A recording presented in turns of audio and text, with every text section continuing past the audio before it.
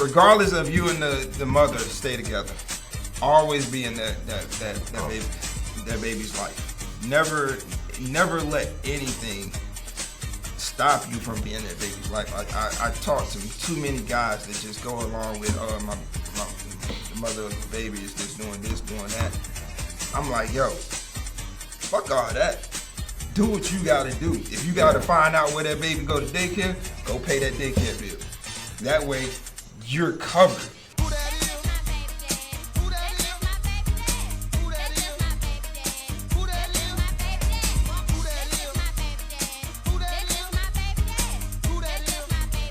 Welcome to another episode of This My Baby Daddy podcast. It's your boy AJ. It's Eli the Smooth Baby Daddy. I just wanted to come up with a new nickname for the day. Is that better? That shit was horrible. Hey, but nah, seriously, somebody that we have today is somebody that's near and dear to both of us. Somebody that I've been around for years and I call a true brother and a true friend.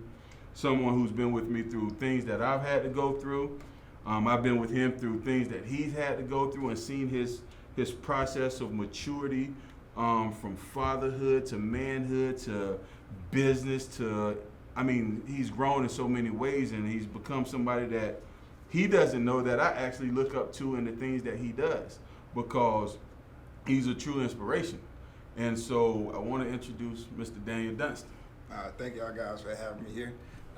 Happy to be on. And I'm proud of you guys, man, for starting this show. I remember when it was just a seed, now it's growing into a big production, man. You know, Hey, for sure. Yeah, for sure. You want to call it production? Hey, look, it's the man behind the video. It's the man behind the camera. Video. It's the man Yeah, behind that was a whole production. Yeah, look, he wants to tell you, Yeah. you got all the credit because you make us look good. You make the show look You got us good. through these damn Zooms in the beginning. Hey, We man. had no idea what we were doing. Hey, look, at all. We just had an idea.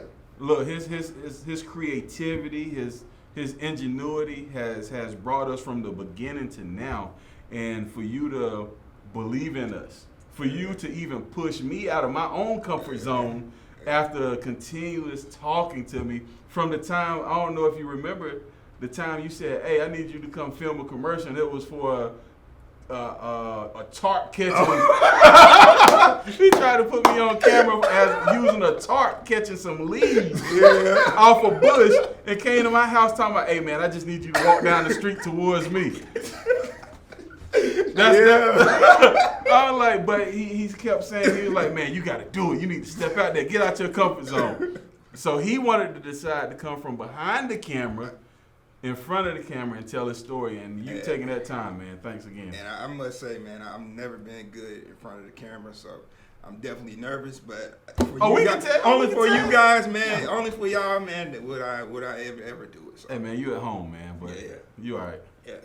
I remember seeing Daniel Nerves in front of a big stage of people when he ran for Mr. FSU. Oh yeah, he is. I forgot he is a Mr. FSU from a If long. you was on campus during his time when he had the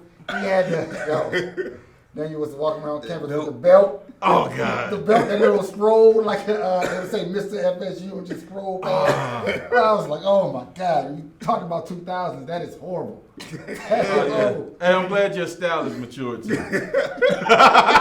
Hey man, I was dressing like y'all, man. Durangos, big belt buckles, button ups and shit. Hey, don't put that on me. But it's okay. He was dressing up in Capitale way before he should have. Yeah, that's what that's what he's saying. That's why he modeled his clothes. But That's But then we're gonna start you off. You know exactly what's coming at you, so you know what the first question is. Yeah. What does fatherhood mean to you? If I would say fatherhood means something that we learned when we was online, deference. The willful submission of my own wills and wishes for the wills and wishes of my children, my family. Basically setting aside myself and thinking bigger, thinking that I have someone now that I have to groom, have to grow in an ever-changing world that is ultimately a person that God has entrusted to me to lead back to Him. Right. So speaking of that, just so everyone knows, how many children do you have? I have 3. I have 3. Yeah. Wow. Yeah. You notice he's behind the camera. he went home and prepped the answer because that was deep. Yeah, like, Was deep. yeah, he put the whole Kappa tie in and everything. Hey, yeah. that was real deep. I like that though. I like that. Prior preparation prevents what? Boy, It's all right. I struggling, got man. it. He's struggling. I'm trying to see if he got it. But nah, seriously. So your answer to that question tells a lot. But when you look at, like, you ran deference, Yeah. but how did you get to that point to understand that that is what fatherhood is to you? I think I had a good support or a good showing of people growing up. I had in my family is 5 of us. I have 5 of us, 5 children together. Before my parents got together, my mom, she had a daughter, and my dad, he had 2. I had a daughter and a son. So they got together and had me and my sister. So it was 5 of us. But out of all the 5 children, I was the only one that grew up in a household where both of my parents were together until from the moment I was born to the moment I graduated from school. And seeing that and seeing how, my one sister, well, basically both of my sisters, they would live with my grandmothers. And I had my brother, he was gone by that time. But my parents sent me to Christian Faith Center, where down in Creedmoor, North Carolina, where it had a lot of strong male figures, teachers, the principal, that I gleaned from, just strong male figures in the faith, and I had that around me. So it was kind of instilled in me that was taught. Got you. So from your father being present to the school you went to, would you say that's where you kind of learned and learned how to be a father once you had to start implementing that in your own children? I would say I'm still learning, man. I don't feel I have it all figured out. Sometimes I feel I'm not the best of fathers, but I did have showings of how to be a father, even with you and other frat brothers. It was always there, but I think being a father is something, because think about it, we live in an ever-changing world. Yep. Like I can't raise my kids the way I was raised because it's so much change. So I think fatherhood is an ever revolving situation. You're still always growing. You always have to grow. Always have to be willing to learn something new. Yep. So to piggyback off of what you said earlier, that you were the only one that grew up with the mom and dad in the household the entire time. Do you feel as though there was any resentment from your siblings or anything like that about that? 'Cause I have a follow-up question off of that as well. That I don't know. I really don't know if it was ever any reason. I think I kind of grew up between my brother. He was way older, so he was gone by the time I was born. So between my sisters, I would probably be like the golden child. I would get everything I want, but I was also the baddest. I would always get in trouble and everything, So I'm not sure if there's any resentment or anything like that. That's something that was never talked about. If it was any resentment, and it's really something that I really didn't realize that fact until maybe 2 or 3 years, in therapy. Wow. Yeah. Well, I have a question because your 3 kids are not all in the same household. Yeah. Right? So do you see any dynamic between them that may look that way? One thing about with my daughter, she was from a previous relationship. I've always tried to make sure that she was involved. When she was born, I made sure that I'm gonna be in her life regardless of whatever. Of course. Having conversation with you and making sure that regardless of whatever goes on between me and her mother, I'm always gonna be in her life. So that's one thing that was been a constant with me and my daughter. And so with her having being born, I met my wife 6 months after my daughter was born. And I remember that. yeah. I remember that day. Yeah. I met her 6 months after my daughter was born. And so I wanted to make sure I didn't want to go on a long binge of dating, having women in and out or anything like that. I felt that at that time I was ready to settle down. I was ready to settle down. Just had this baby girl. I knew I probably wouldn't be with her mom, but I did want to be with someone, and I wanted to be with someone that loved kids and wanted kids. And so having that, it was something that I always tried to make sure that she felt the part. We had our son 5 years ago, our oldest son 5 years ago, and I think the only resentment comes is because my sons, they're with me all the time. Yeah. And so it may be moments where I can't, my daughter, she's with her mom, so she doesn't get to do some of the things that I may be able to do as a full-time dad to my sons. But I always make sure that if I do something this week with my sons, next week I try to do something with my daughter.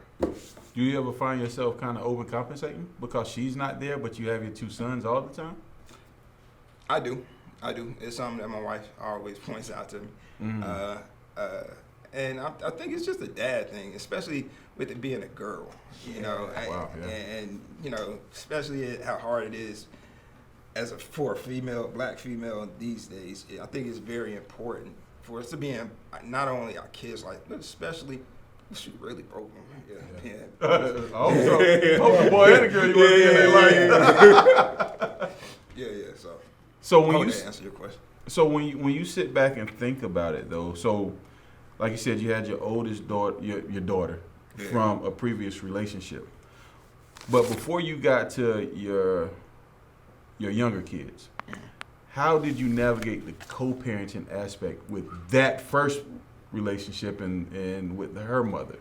Wow, forging your now. No, not even before that. Like, how did you navigate? Because I sense that there's a level of growth throughout the process. So, how was it in the beginning? In the beginning, it was tough. I mean, me and her mom had broken up, and so at times it was tough on me because of the hurt that I had caused her. But one thing about it, I made sure that, like, before me and her mom had split up, I was paying like a couple of bills, maybe a light bill or something else, water bill or something else. Mm-hmm. I made sure after I broke up, I still paid that, and I made sure that I paid the daycare, daycare bill. And so I made sure that I was there. That it could never be said that Daniel was never there, never there for his daughter. And so I making sure that, regardless of how she deals with me on the relationship side, it can always be said that I was a good father. But even still, like when my daughter was born, her mother was a nurse, and so nurses have that crazy schedule. Yep. Yeah. So I had moved out. So from she was born in June to maybe February, every day that her mother had to work, she had to be at work around 6. I would wake up around 4:30, go to her house, sleep on the couch. She'll leave to go to work, and I would stay there and watch my daughter until the babysitter came. Mm-hmm. And so we kind of worked through that. That was cool. And then different dynamics would come into place, especially meeting my wife. Mm-hmm. Dealing with those dynamics. That sleeping on the couch. That quit. How long did that last? I was there at one point when you like, hey, we're not together, but I'm still gonna come over. I'm gonna sleep on the couch. Yeah. I'm gonna be at the house. I'm not here for you, but when the kids wake up or something like that, I'm gonna be here. Yeah. Until you get another woman, then it's like, okay, like, come on. How fast did that stop? I met Ashley in January, probably in February. I was you helped me move into my apartment. Oh yeah. That's right. She was like, yeah, we gotta find you an apartment. So, all right, cool. Yeah, that ain't that ain't. You know, I found the apartment, and so I hooked up the other bedroom, the second bedroom for my daughter, and so that kind of quickly stopped, and then I think between then it was just really small things that it would just Those be the worst. The small It's things. like, I was just having this conversation with Eli, man. It's like sometimes I'd rather you just shoot me with something big than just stab me constantly. Like, just don't prick me and prick me and prick me like a balloon. You just waiting for me to pop. You just want to keep doing this and doing it. Just shoot at me. Yeah. Just shoot at me. Yeah, you're right. So when you sit back and think about your maturation process as a man, and you think about your daughter, how did your daughter impact you as a man when she was born? Like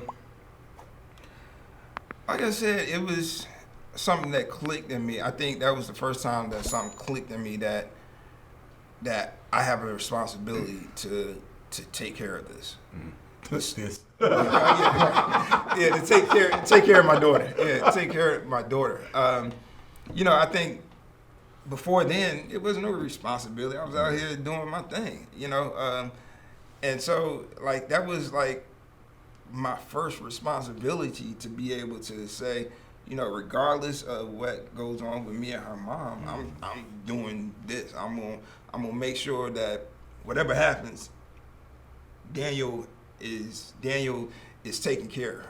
I think I remember one time where she took me out of child support, and so I was already paying money like every other week, and plus the daycare, and then the bills. And when she took me out of child support, the mediation lady came to me and was like, "Hey, we're gonna you got to pay this amount, pay this amount." And then she asked me, "Have you already been paying anything?" I said, "Yeah, I've been paying the daycare since the beginning."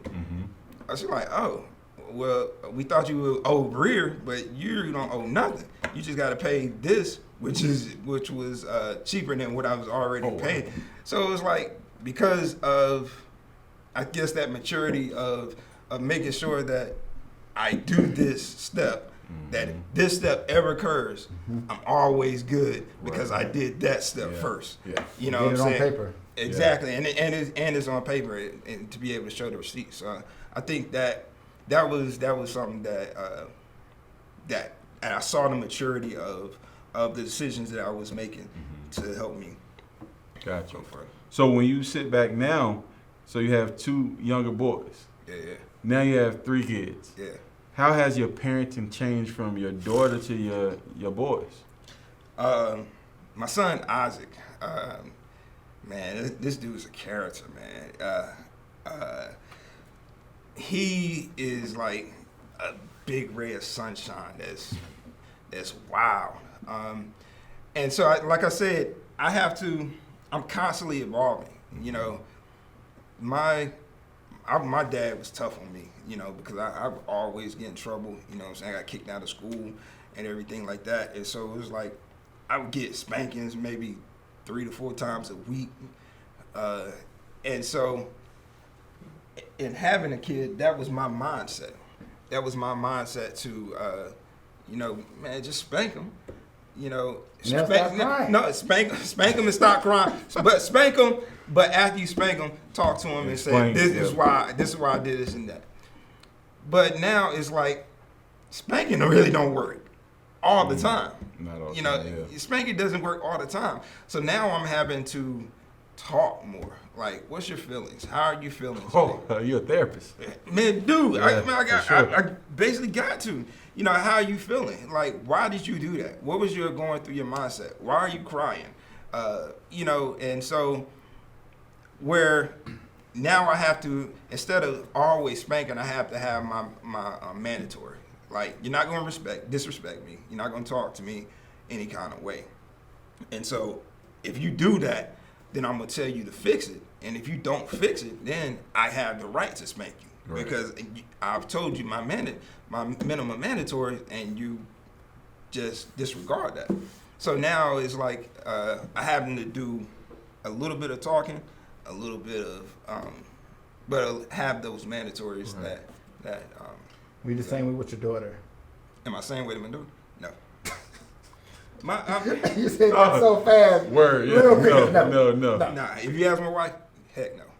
I think with my daughter is so different than my son. They're two totally different ends of the spectrum. My daughter, she's more like me. She's reserved. She's quiet. Wait a minute. We just talked about you was a bad kid. Getting kicked out of school. No. It's and a lot now we're talking about No. We're all like full me. of contradictions. Calm, reserved. Like, what the hell is it? No. I'm talking about how I am now. Like, okay. Yeah, how I am now. Like, Okay. I'm quiet. I'm reserved. She's shy. And You shy? I tell you, boy. I'm a very introverted person, man. He's gonna edit this real nice. I am. Except if I'm in the right. I can't wait to depending watch on the this interview situation. and see what actually makes it to the cutting floor. I'm an introvert depending on the situation. Yeah. So I'm shy too, so. yeah, exactly. I think between whatever situation you're in, those things can change. You can be an extrovert. Get back on the subject, then, because you stuttering, you're lying. Yeah. He's shooting some fast ones right You're now. lying. Come on. But she was like me, so like I would lie a lot. Oh no, shit. Hey, something consistent going on here. I want all of this to make it an episode too. I was very sneaky growing up, so she's picked that up from me. She's very sneaky, tries to hide stuff. Oh, I didn't do that. I don't know, things like that. But so I see a lot of that in me. So now is in her. So now I try to correct that before it gets to a point where it's uncorrectable. Like, especially with her being 11 now. Yeah. Preteen. Exactly. Yeah. So how are you navigating that piece in and of itself? Because it's all about to change. Right.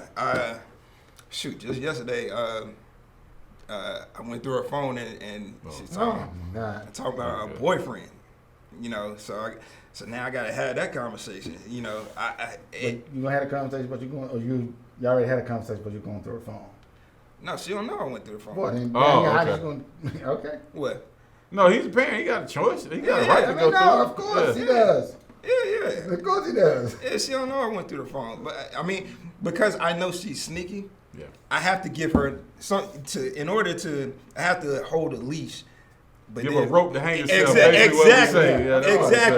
Exactly. So yeah, man, that's something that I'm learning, bro. And like you told me, like it only gets worse. You know what I'm saying? Like, I mean, it does. And it's like I don't know that handbook. I really rely on my wife to a lot of times guide me, and and especially with the female side, but. My wife, she's the judge, and she sits in family court all day, every day. And so she sees the good, the bad, and the horrible of dealing with baby mamas, baby daddies, and family. And so I lean to her for a lot of advice. Don't mess up. Exactly. I don't live in North Carolina. If I did. But so with that though, first of all, when you sing that, how did that make you feel? I asked her a couple weeks ago, is she starting to like boys, and she told me no. And so that's the first lie. Lies get worse. Exactly, bruh. And so when I seen it, I was like, oh man, like it's time to have that talk. Have that talk, because she's a beautiful girl. And so I'd be lying if I said it kind of messed me up inside, but it did kind of mess me up. Because I always want to make sure that, like, one thing I do with my kids, they have a say. I ask them this every day that I take them to school. I said, "What are you?" They say a leader. My daughter says a princess, a child of God, and a winner. And I ask them, "What do you have?" And their answer should be God's favor. And I always ask them, the harder you work, the harder they say the harder I can play. And I ask them what kind of days they can be. They tell me. And so I've always tried to make sure that I give them God.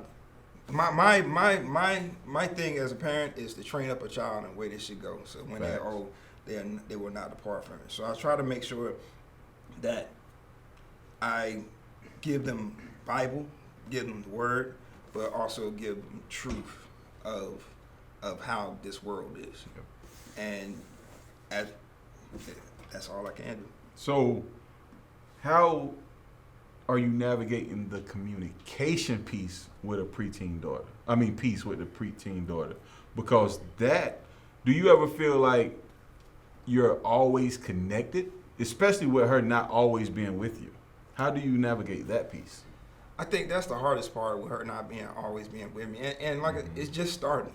I really haven't had the grasp, and with her being in 2 homes is, her mother's great, her bonus dad, he's great, and so, but sometimes we can we kind of miss it.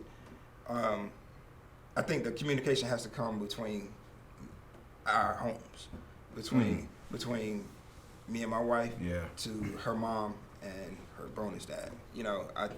That's going to be the biggest thing going forward. Is that what happens here happens there, and vice versa. Being on the Being on the same page. Man. But that's not always easy, because if you're dealing with different people that may have different doctrines, or may have different views on exactly. life. Period. Exactly. So From simple stuff. So the only thing I can really do is to give her truth while she's with me, and pray that God keeps her. Yeah, that's a struggle, because I know I'm quick to say whenever my kids start talking about, well, Mom, this ain't Mama house. Like real Facts. quick. You at Daddy house. You do Daddy shit at Daddy house. And I don't care what you do over there. Yeah, I don't. You in my house at this point. I'm like, do I look like your mother? Yeah. No. Oh, well, don't tell me about the damn house. Like, what are you doing? Yeah. Now, it's one thing that when I look at you, and I've known you for a long time, so I've seen you kind of grow. Before that. Yeah, that's been gone. But wow, it's all right, though. I'm about to shoot back at you. So start editing these videos from the top. Oh, so you gotta go. Oh, Huggy Bear, it's all right. It's cool. But looking at your story is one thing that I say, and I want you to kind of explain how you got there. But it looks like you all co-parent to a certain extent pretty well. How did that get there, especially with your past relationship ending with a marriage? You're remarried. You're married, not remarried, but you're married. Yeah. How did that blended family and co-parenting thing work? I think my wife, she was the biggest part of that. I see the maturity and the maturity in her. At first it wasn't easy. They didn't get along together, and at first it wasn't easy because when I first met my wife, she didn't want to date a guy that had kids. But I approached her. Smooth talk. Yeah, listen, I got you. Everyone says that. Everyone says that. You know what I'm saying? But yeah, she took the chance, and it wasn't easy at first. But I think the maturity in her, and then on the flip side, I think my daughter's mom, she picked a great guy. He's a good guy, and so I think when we. For me, I know I was talking to you about it the other day. For me, it took time, but I think it got a little bit better for when she got married, found her guy. You know what I'm saying? He brought a little. I can see why they're matched. You know, or not matched, but they're good together. And I can see that he evens her out because I've been able to. You know, it's been times where something made petty without if he wasn't there, it was petty. But then when he got there. Hey, I was like, hey, that really went through. Okay, wow. Cool. You know, it may be something that makes sense, but he wrote a bad check and it went through. you know what I'm saying? But I think that was the biggest piece for both of us. You know, but even more so for my wife and her. Like I said, dealing with family court every day. You know, she sees this day in and day out. So it's something that I think the maturity came from that. Because before she was a judge, she was a DA. So she always seen it since the time we've been together. And so when she saw that in the courtroom and how it could turn out, like it's a light switch that kind of coached all of us. So I'm gonna take you back for a second. One of the questions we asked, right? And I want to switch it up a little bit is, we always ask, when was the first moment you realized that, man, I'm a dad? I want you to give me that, but I also want you to give me the first time you really noticed that it's different having a boy than having a girl. I think the first time that I realized that I was really a dad, you know, I think, you know, we can all say that, you know, when the baby was born. No, we don't know. Oh, okay. But I know your story is pretty good. Thank you. I worked on that. Go back and watch episode 1. Today. But I think it was maybe 1 to 2 years ago. Wow. Yeah. I was going through it. Me and my wife, we were getting divorced during the pandemic. We were going. She was ready to go. You know what I'm saying? We had been together 8 years. She was tired, ready to go, and you know, I got to the point. I was like, okay, cool. You know what I'm saying? And then we found out she was pregnant. Even during the pregnancy, she was like, yeah, I'm ready. You know, we got to that point where, you know, she had typed up all the papers and everything, sent it to me, and it got that serious. I talked to you, talked to my therapist, you know, going through. I'm not your therapist, but I got you. Definitely. If you were, boy, you would be in some shit right now. I tell you that. Come on, man. But no, and reflecting one day, and sitting down and thinking about my daughter, especially my son, and thinking about how I grew up with being the only kid throughout the 5 that had both parents in the household, and really seeing the statistics of like what that does to a child. And really what the thing that me and my wife was going through, it wasn't anything that really it could on her part with dealing with it over the past 8 years, she was tired of it. So it's kind of divorce worthy. You know what I'm saying? But it really wasn't. It was something that had to change in me. She had to do her changes as well, but it was something that had to change in me. And so just thinking about all of that and thinking about how it would really affect my son, because like I said, he's a special kid, not meaning like we got you. Yeah. A ray of sunshine. Yeah. Like I think that would devastate and really affect him in a way that I couldn't fathom. Mm-hmm. And then just her having a being pregnant and gonna come into a single household, you know, that was probably the moment where I was like, oh man, I'm a dad. I gotta get my shit together, you know. So yeah,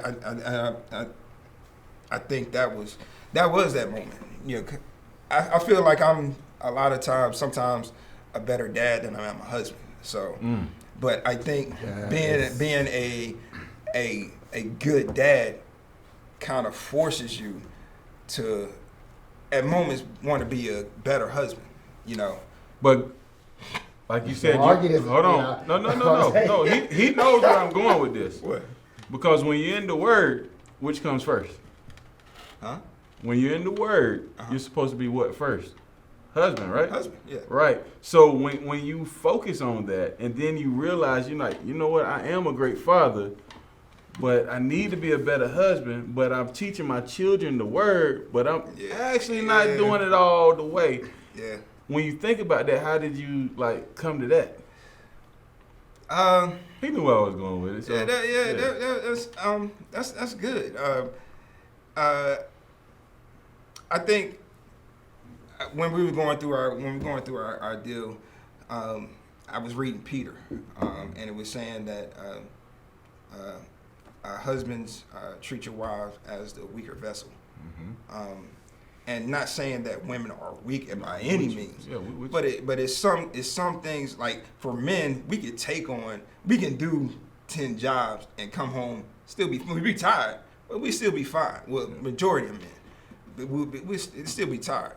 But women, it may sometimes those different challenges may be mentally blocking for them. Where we can, as men, we could take on a little bit more mentally, because one thing about men, we shut down, we don't really talk, we're able to keep going like nothing's wrong. So I think just realizing that and seeing and just really getting in the word and just changing my mindset of how to be a husband would propel me to be even more of a better dad than I was before. Let me ask you a question. Is being a husband something that you always really wanted to do, though? You know, I've been, next year it'll be 10 years. 10 years being married. When I first got married, I thought I wanted to be a husband. I wasn't ready. Right. And looking back at it now, I was not ready. You know, I thought I wanted to be. You know, we got married in 2012. I could say every summer from 2012 to probably this year, this is probably the first summer that we've had a good summer. Every summer we've always come to the point like, yo, deuces. Like, you know, and it always happened around the summer. You know, I think it's something that you just gotta be, it's hard to prepare for, but you have to be mentally ready for. So how do you feel about that when it relates to children, though? As far as being prepared for? Yeah. I think with children, you're never going to be prepared for it. It's just something, 2 toes in, 10 toes down, and just jump in. Jump in the fire. Jump in that fire. You're never going to be prepared. You can save up as much money as you want. You still going to want to get your kids something more than what you have. And I think having children and marriage is something that you'll never be able to fully understand and prepare for. It's just something you have to have that mentality of, okay, I'm staying, but I have to work on myself. You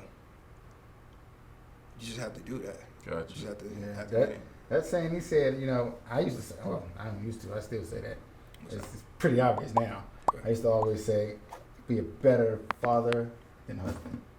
And you have to be both. Like, yeah, you got it. And I used to always say that I know I'll be a great father. Husband, not so much.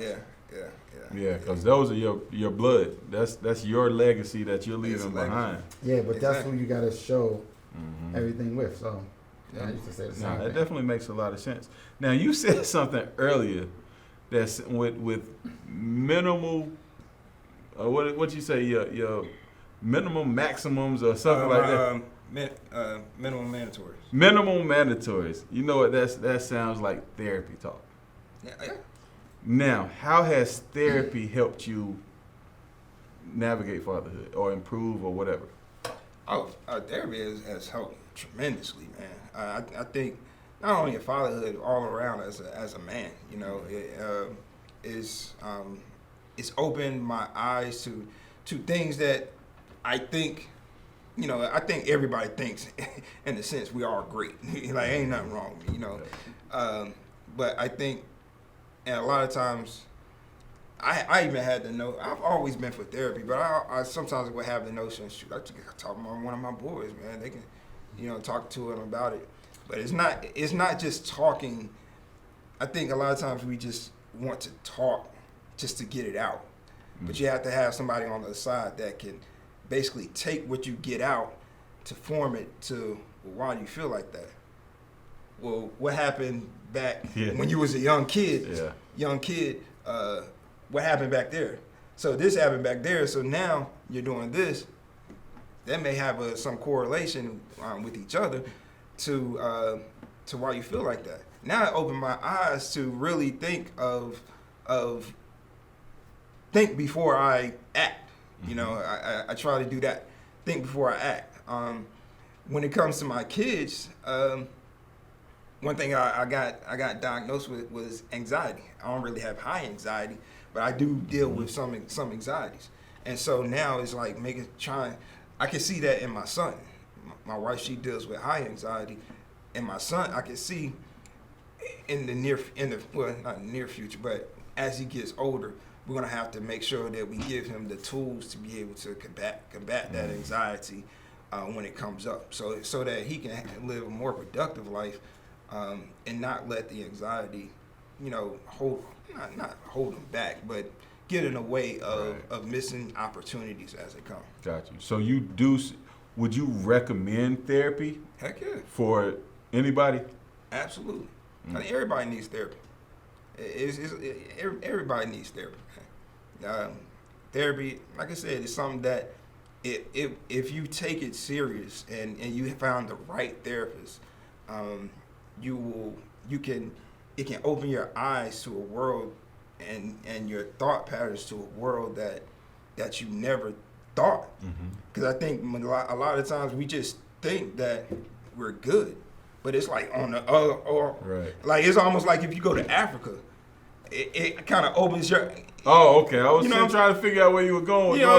Once you travel, get out of the confines of your home or your hometown, it opens your eyes to another world that you're like, dang, this is shit. Okay, you know what I'm saying? So I think that with that maturity is just being able to do the things that you may not want to do, but we necessarily have to. Yeah. Nah, that's dope. Because, and the other thing that you've been talking about is with your wife dealing with family court, right? Yeah. Now, how does her experiences in family court impact you all's parenting? I wouldn't say it impacts our parenting. I think it impacts just on how we do things. How we do things with our kids, and meaning that how, like, she sees she tells me some crazy crazy stories, and so it's just, I think earlier on it helped us in dealing with my daughter's mom, and you know, and that home. And so I think that in that sense it's helped us out. But you know, majority of the time she does see married people going through divorce and things like that, and how telling me how that affects the kids and the divorced couple bringing in the kids into the courtroom. But then she sees a lot of single people in that arena. So. Wow, got you. So if you had to look back at it and talk about the different mistakes through fatherhood that you've made, what were some of the things the mistakes that you made that you've grown from that you would like to share with for others that might make the same mistakes?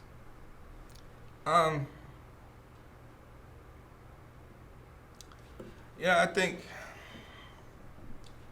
over these past couple of years, I've grown to talk more to my kids, and in the sense of talking our feelings out.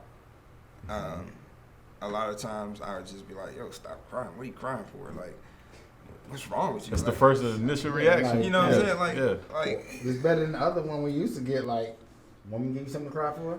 I mean, I still say that. I still say that. Yeah, I still say I that. say that. Yeah. Like I say that. Like, Or you want something to cry for? I'll give you something to cry about. Yeah, that's just because you angry. But Get the hell out of here. You country, I know your ass say that. I still say it. I think I always could be better. I'm not sure of what I could the lessons that I didn't do. It wasn't like I've always been around my kids. Going to game. They're in sports now and going to games and things like that. I just this year was probably the first time I've missed like sports games because I've had gigs and things like that, and so it's like I've always been there. It wasn't anything like that.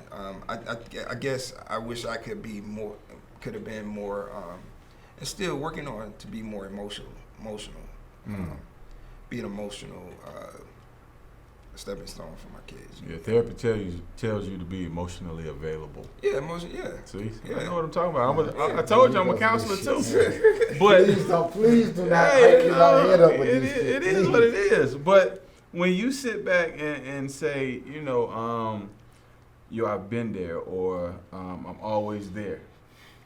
When you work, you work at church, you own a business that's successful, you stay busy. Yeah. You DJ. Yeah. You have your hands in so many pots. Edit this. You work with us. I mean, you do a ton. Yeah. How do you, because you haven't, your daughter's the oldest. Yeah. How do you make sure she still feels involved and then still find time to make sure that your boys know that you're there too? Yeah. And balance all of that at the same time and maintain your relationship? I think, my daughter's getting older. So, I'm the media director at my church, at Vision Church in Raleigh. And so, one thing, I have a team of people that work that we serve on Sundays. And so one of the great things I'm able to do now is like she comes with me to church and she serves.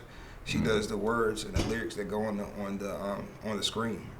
And and my son, he's 5 years old, so it's hard to really get him into. But I always just make sure that I make sure if I'm not able to make, like I said, this year is probably the first year I've missed a game. So if I'm not able to make a soccer game, I make sure that when we get home, we play. Mm-hmm. We play soccer in the backyard or on PlayStation. Just spending time. And my youngest son, he's 6 months. Mm-hmm. So, right now it's just in that learning stage for him. He's still growing. He don't care who's around. He just want to eat. He just want to eat. Yeah. So it's like so I definitely make sure that I'm there for them. And then with my wife, it's just making sure that we do regular date nights. We spend time. Majority of our time is spent at night once we get the kids down. Whether it's watching a movie or going out on a date, and I think it's like I said, it's an ever-evolving process of things because I'm always busy. It's never a time where I have a downtime. So, gotcha. So I got a question for you. If there's a guy out there that's about to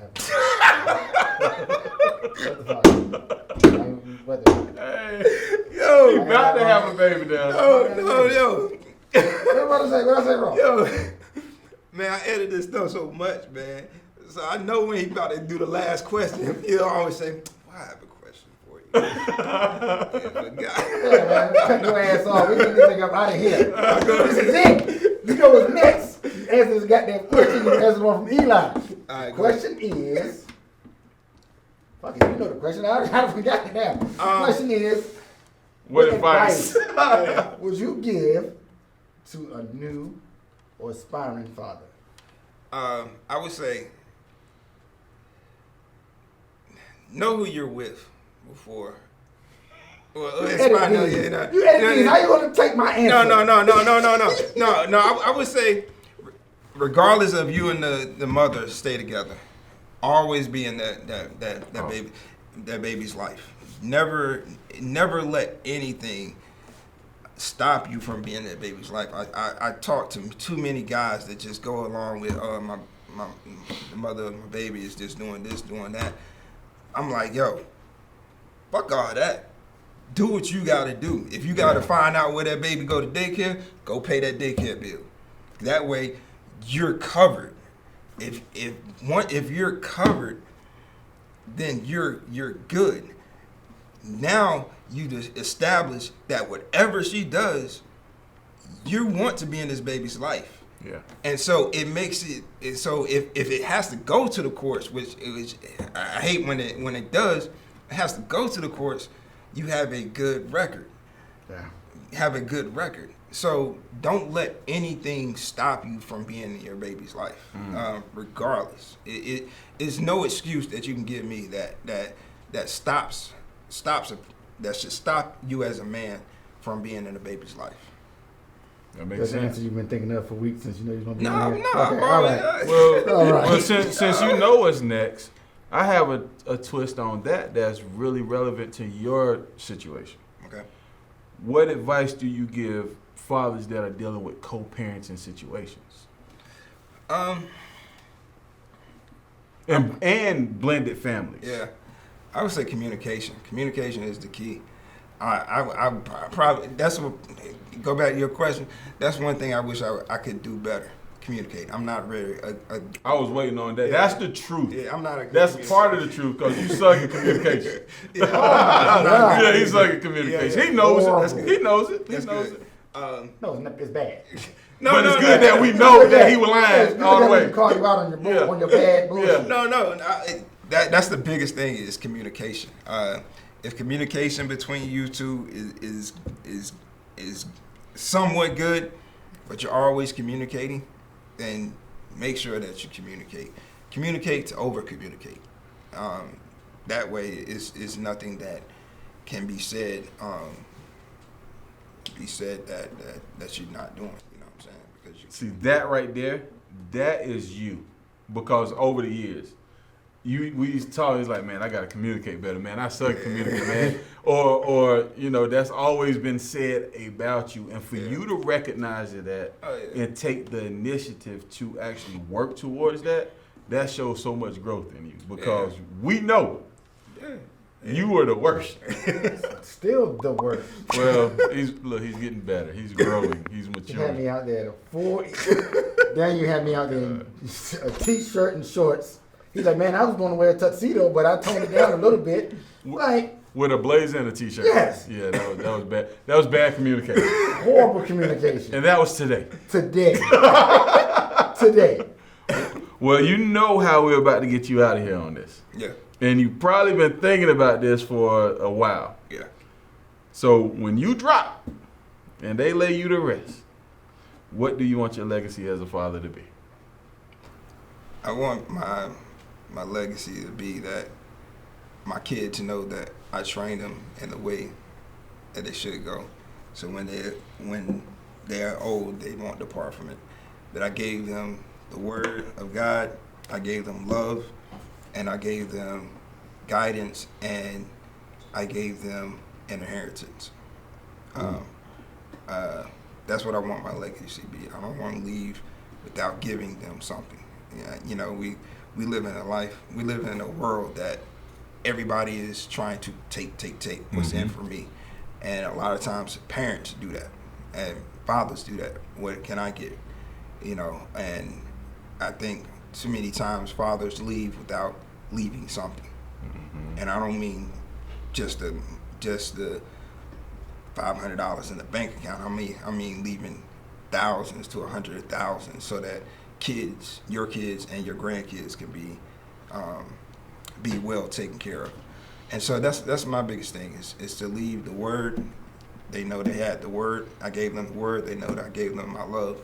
They know that I gave them guidance, and they know that I left them an inheritance.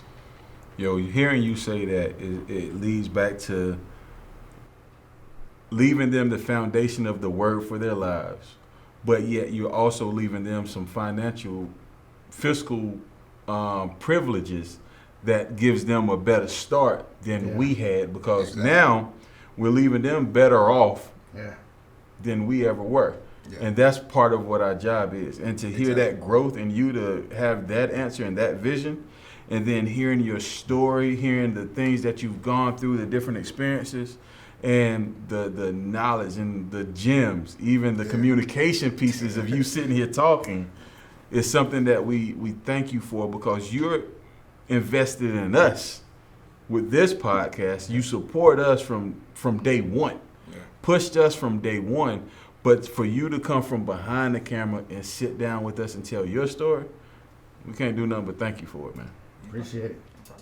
You better come to me first, man. Fuck Eli. Get out of here. That's it. We out of here.